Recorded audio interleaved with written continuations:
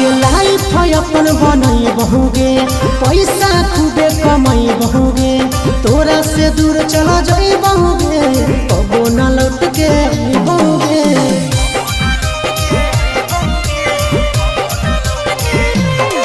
आगे लाइफ अपन बनई बहुगे, पैसा खूबे कमाई बहुगे, तोरा से दूर चला जाई बहुगे, कबो न लौट के बहुगे।